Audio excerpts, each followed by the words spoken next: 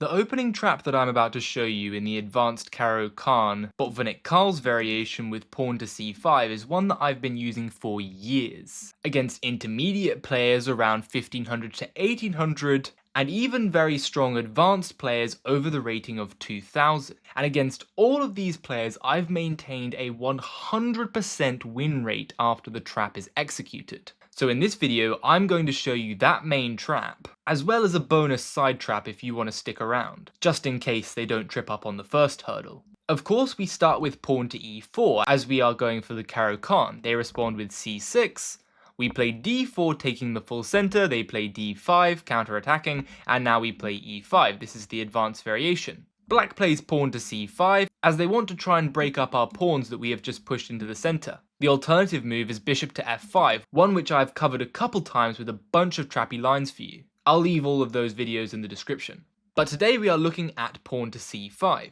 The way that I recommend that you respond to this is just take the pawn. Then we put the onus on black to try and win it back. Black often plays knight to c6. This is the most common move, especially at the ratings of 2000 and below. This is by far the most common move. And the best thing about this trap is that it makes black feel like they're the one tricking you out of the opening, because we play the move knight to f3. Now, a lot of people don't like the move knight to f3 because they think it allows bishop to g4, weakening our defense of the e5 pawn. And that's exactly what black is going to do. They play bishop to g4, and now they think they're threatening to take on e5. But here is where we get super tricky. We play pawn to c3. Seemingly, this move doesn't do anything at all. But as well as being the top engine move, and positionally sound, it also sets a dirty trap for the unsuspecting Caro-Kann player, who decides to follow through with their plan, just taking the free pawn on e5. It looks like white has made a big mistake. But here is where we shock black with the brilliant move knight takes on e5.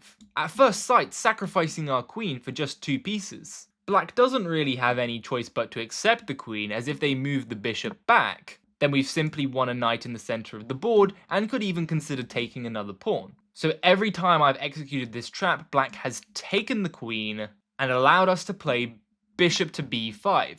The king, as you can see, is completely suffocated as black didn't have time to play pawn to e6. And the only move for black is to block with the queen, now giving it back. We take the queen and force the king to move it over. But we don't stop here, we continue pummeling black with the move knight takes on f7. Now a fork on the king and the rook. Black has to take the bishop here, but instead of getting sloppy and taking the rook, which would allow black's bishop to escape, we just slide the king over, grab the bishop, and enjoy the fact that the rook remains trapped in the corner and we will take it on the next move no matter what black does. Almost every time that we reach this position, my opponents have resigned the game, but I'm just going to show you a couple games just to show you how you can finish up the games from here. And after that, you guys will get the bonus trap for if black doesn't make the big blunder of knight takes on e5.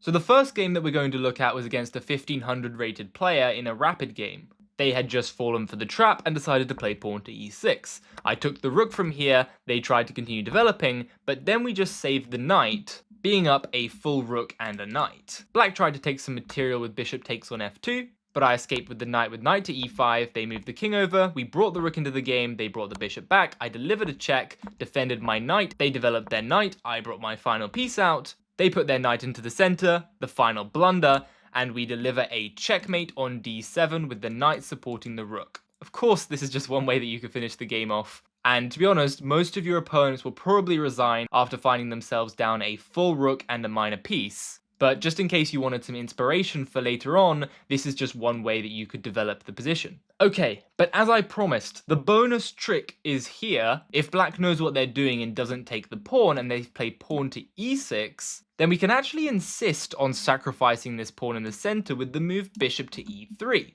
Even if black knows that taking the pawn was poisoned in the previous position, they may think that after having revealed the e7 square that they can just take the pawn for free now. As if they were to take the pawn and we were to take in the center, they would take our queen, and if we deliver the check, then they can just move the king up and black should be winning here. But now that they've played e6, there's no more bishop to d7, which means we have the move queen to a4 to take advantage of the weak diagonals.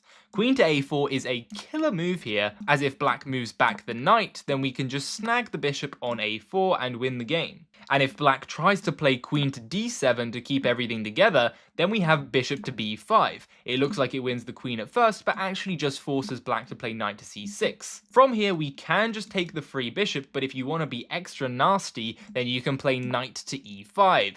Either forcing black to capture the knight, after which we will take the queen and then the bishop, or if the queen moves back, then we can take the knight on c6, see the recapture, take the pawn, get the king to move, take the rook, and then take the bishop as well. But ultimately, these are just two tricks in the Caro-Kann pawn to c5 variation. I've caught so many people out with these lines, even in the rapid time controls. So do be sure to try these traps in your own games. Let me know what successes you had. If you liked the video, then please do like and subscribe, and as always, I'll see you guys in another one.